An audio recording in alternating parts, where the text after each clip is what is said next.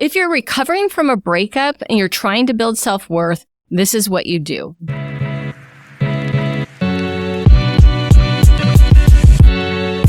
I don't think it matters whether or not you were the one who did the breaking up or you were the one that was left behind. Both sides of a breakup hurt. We're going to go through 4 steps to help you rebuild. First, you need to acknowledge the loss, even if you don't want to, even if you want to pretend everything's fine. So there's loss, there's always loss and sadness and grief after a breakup, even if you don't like the person anymore. Sadness is the feeling of losing something valuable. It's painful. It's supposed to be painful, or else we wouldn't invest in relationships in the first place. Our human relationships are so important to us. They've helped us evolve. They've helped us stay together. They've helped us, raise children, stay alive, build communities. So acknowledge that you've lost something, whether or not you wanted to lose it. It's still a loss and you're still feeling it. And if this was a significant relationship or you were deeply in love, you might be feeling grief, which is a deeper sense of sadness. And it's a much slower moving sadness. And it takes forever for grief to go through its course. So if sadness is like a river, grief is like a glacier. It basically sucks your vitality out of you and makes you just want to lay down and cozy up. And that's exactly what you're supposed to do. You're supposed to be radical with your self-care. That is when you cocoon. That is when you nest. That is when you watch TV. That is when you just lay down and put a cover over your head. That's what you do first. The message behind grief and sadness is I lost someone that mattered to me. And so when you acknowledge that they mattered and you acknowledge that you had a loss and you are sad and that you are working through it, that is how you let sadness naturally take its course so that it can run slowly or quickly through your life and help you let go. 2, you might be feeling rejection, which might be creating shame. They're kind of connected to each other, but rejection and shame are the next thing I want you to look at. So shame is the feeling of being something bad or wrong or not good enough. But rejection, oh, baby, that one's hard. That one actually activates our pain center. Like if you got your finger cut, rejection feels like that pain because it activates the same part of our brain as physical pain. And I don't know about you, but one of the worst things that ever happened after a breakup for me is that my ex went out and lived life very publicly or openly, seeming so happy to be rid of me or so willing to go on. And I just collapsed into shame because it looked like to me, if I'm that easy to throw away, what are people going to think about me? So I want you to know, if you're feeling rejected, if you're feeling ashamed, if your ex is out there being weird and acting like you're not a big deal to lose, your worth has nothing to do with their actions. I'm going to say that again. Your worth has nothing to do with their actions. That's where I was very wrong. I did not understand that somebody acting dumb out in public actually said more about them than about me. So remember, your worth has nothing to do with whether you were dumped, what they're doing, who they are, whatever. Your worth is your worth and you are the only one in charge of it. If you're feeling rejected, if you're feeling ashamed, what it wants you to do is connect. The action it wants you to take is to connect with someone who cares. Do not connect with someone who does not care. That just drives this in harder and makes you feel worse. So after you've gone through your little grief cocoon, we're going to move into the shame rejection zone.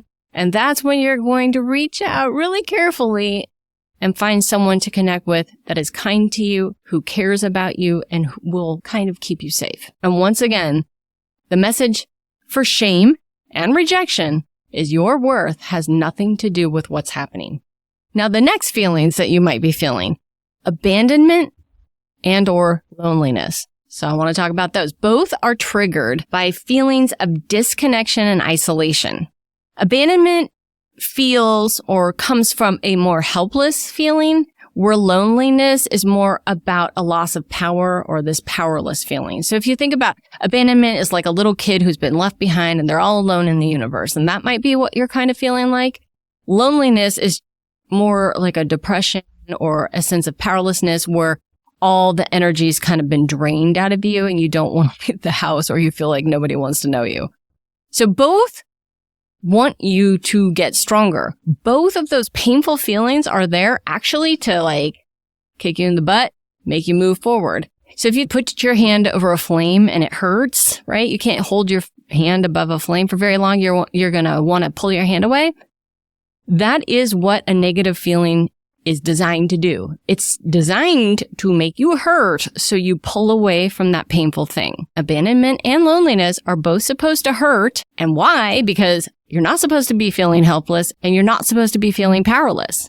Both want you to become stronger. That's your hand pulling away from the flame. Hurts to feel abandoned, hurts to feel lonely. Boom, I'm out. I'm going to get stronger. The action for abandonment and loneliness is to take back your power. And what I mean by that is nobody gets to abandon you and nobody gets to isolate you and make you lonely without your consent. They don't have that power over you. So don't give it to them. So take back your power and go, I'm not going to be abandoned. I'm not going to be lonely unless I let this person make me feel this way. And why would I? They're gone. So it's almost like a healthy dose of anger. That's where you get your power from. And the message is you don't get to have that power. So if you found yourself feeling that kind of abandonment, loneliness, and you're just like, I just want to lay here and cry. No, you don't get to have that power over me, X. I'm going to go make something happen here. And the last one I want you to look at, number 4, is uncertainty. This kind of feeling like, oh God, I thought this is where my life was going. And now I have no idea if we're going to get back together. I have no idea if I'm ever going to meet somebody again. I have no idea if I'm going to be, 90 years old living by myself. Who knows? So this uncertainty can spiral into anxiety. It can spiral into worry. It can keep you up at night. It can escalate into full-on panic. All of those are in the family of fear. And fear, believe it or not, is all about control. So when you're feeling uncertain and anxious and worried after a breakup, you're probably not thinking, wow, I'm a total control freak, but you might be. I say that with love. So if fear is about control, what the heck are you trying to control? You're not trying really to control your ex anymore. Probably not. I hope not.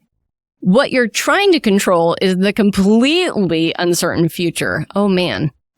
You're never going to win that one, right? So we have to learn how to surrender the future and go, okay, future's going to be what it is.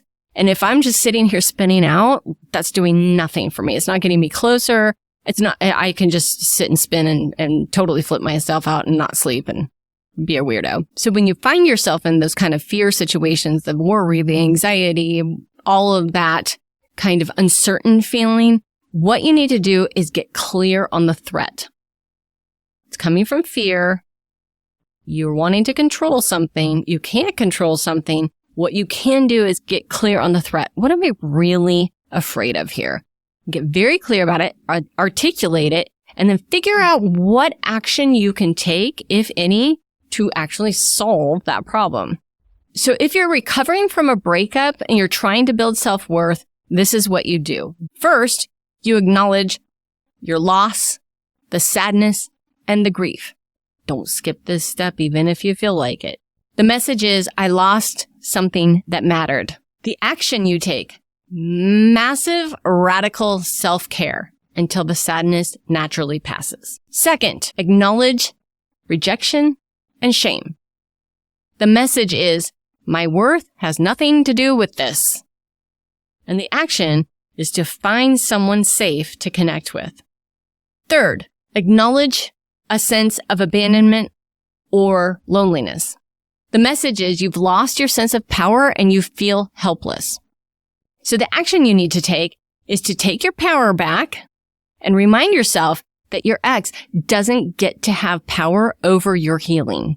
And fourth, acknowledge your uncertainty, worry, or fears. The message behind that is I'm trying to control the universe and I can't. And that's okay. And the action you need to take is to get clear on the threat. Just articulate the threat. Where are you in danger and what are you actually afraid of? And then take action based on that specific fear. What's usually the hardest part of the breakup for you? Tell me in the comments below.